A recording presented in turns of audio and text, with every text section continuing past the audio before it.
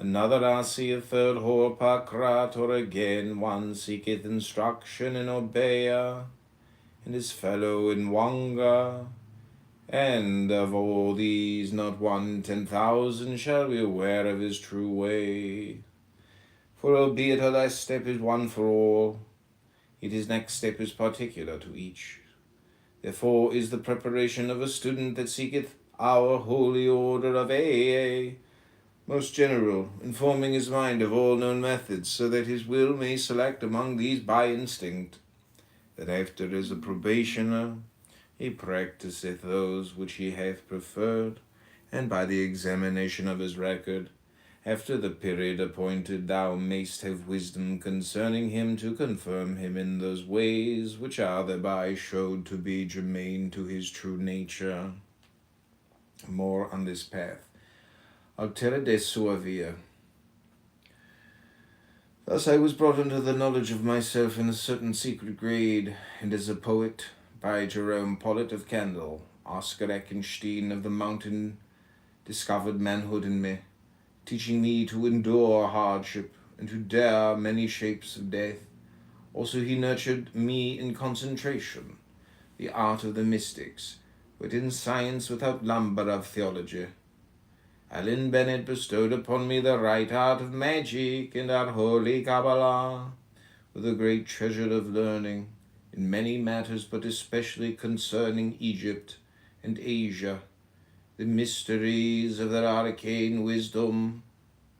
But of Cecil Jones had I the great gift of the holy magic of Abramelin, and he inducted me into the order which we name not, because of the silliness of the profane that pretend thereto, and he brought me to the knowledge and conversation of the holy guardian angel.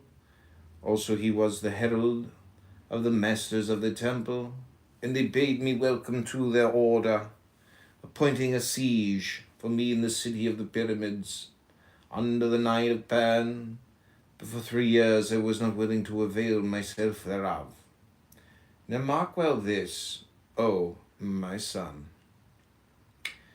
that this path was peculiar to the law of my star, and none other should follow me herein, or seek to follow me, for he hath his own proper orbit. O my son, err not by generalization and conformity, for this is a very idleness, and breedeth ideals and standards that are deaf. On prudence in the teaching of the art. De prudenti arti docendi. Nevertheless, this one affliction shall touch nigh all that come to thee, and that is the great pox of sin. That is our bane inherited of the aeon of slain gods. Look then first of all, when any postulant boweth before thee, whether there be not conflict and restriction in his mind and in his will, if he deem good and evil to be absolute, instead of as relative to the health of his body, or the weal of the society of which he is a member, or what not, as it may be, instruct him. Or if he say that he will sacrifice all for initiation, correct him, as it is written, but whoso gives one particle of dust shall lose all in that hour. For it is conflict if you weigh one thing with another, and renunciation, being sorrowful, is not worthy of acceptance, but he must with joy unite all he is and hath, heaping the whole into one billow of love and will.